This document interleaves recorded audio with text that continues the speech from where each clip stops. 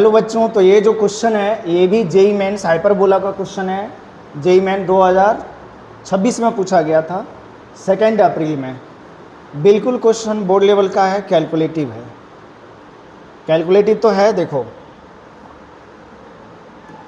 Question में O be the origin and P and Q be 2 points on the rectangular hyperbola x y equal to 12 such that the midpoint of the line segment PQ is this, then area of triangle OPQ पूछ रहा है।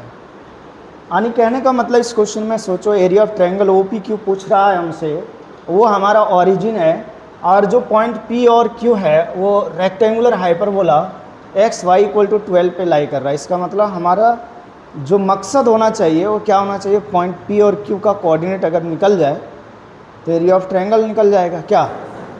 तो rectangular hyperbola के ऊपर 2 point है P Q. कितना point है, P Q. देखो रेक्टेंगुलर हाइपरबोला दिया है बच्चों एक्स वाई इक्वल टू 12। ये इक्वेशन दिया हुआ है रेक्टेंगुलर हाइपरबोला का, जो कि इस प्रकार से होता है, ऐसे है ना।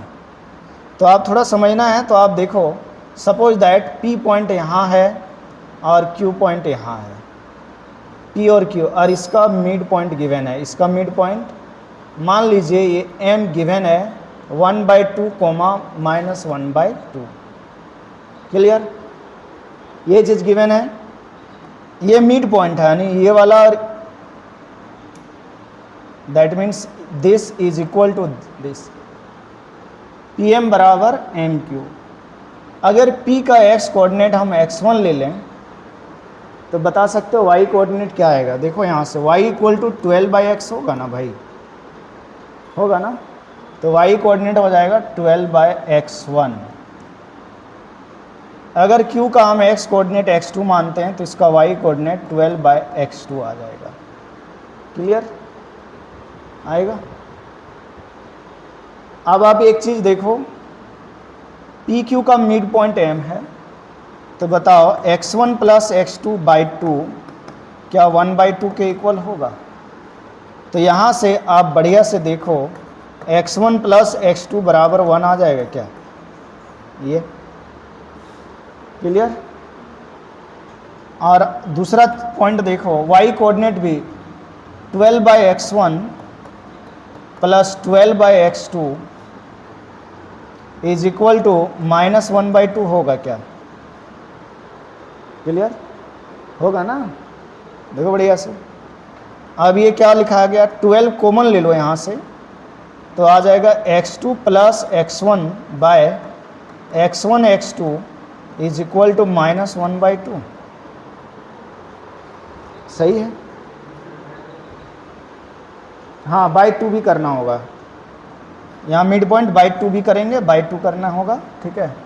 और बाय 2 करोगे तो ये बाई 2 हो गया, 2 से 2 कैंसिल हो गया, है ना, 2 से 2 कैंसिल हो गया। अब बढ़िया से देखो, 12 इंटू x2 प्लस x1,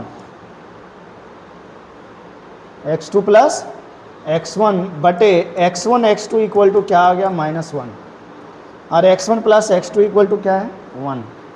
और जब यहाँ 1 रख दोगे, 12 इंटू 1 बराबर -x1 x2, तो यहाँ से x1 x2 आ जाएगा -12।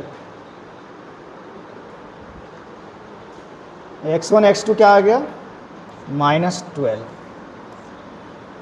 यही आपके पास 2 इक्वेशन आ रही, इसी के हेल्प से आपको x1 और x2 निकालना है। कैसे निकालोगे, एक काम कर सकते हो, क्वाड्रेटिक बना सकते हो, बना सकते हो कि नहीं।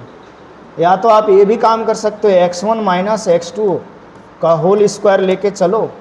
क्या लेके चलोगे, x1 प्लस x2 का whole square minus 4x1 x2, 4x1 x2।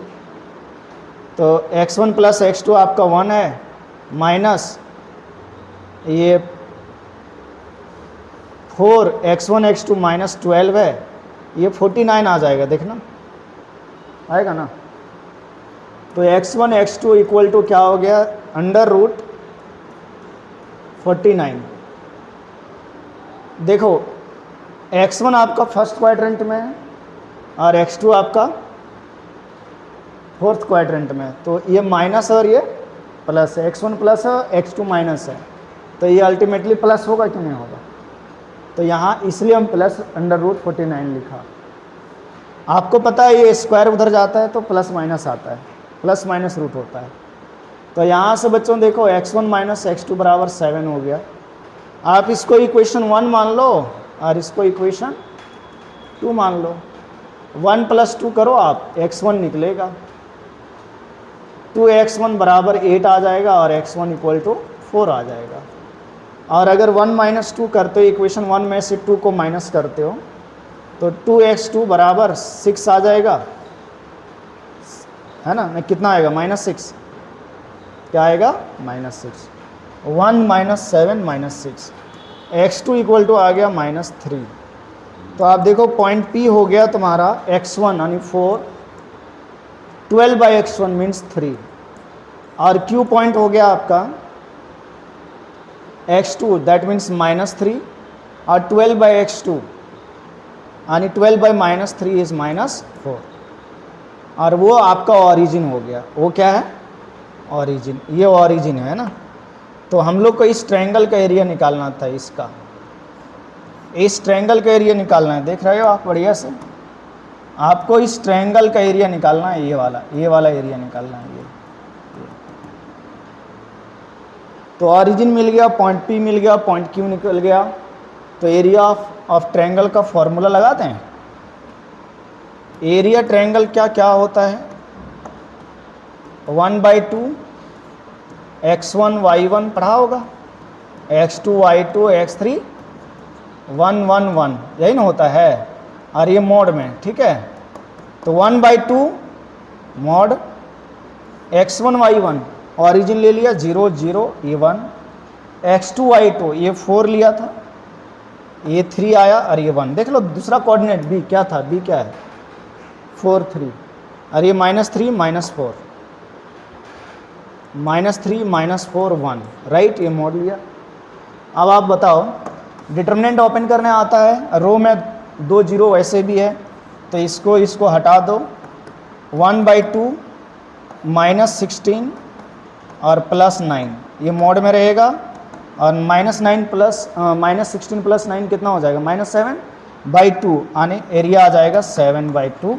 ये आपका आंसर हो जाएगा। तो एरिया का फॉर्मूला ये होता है।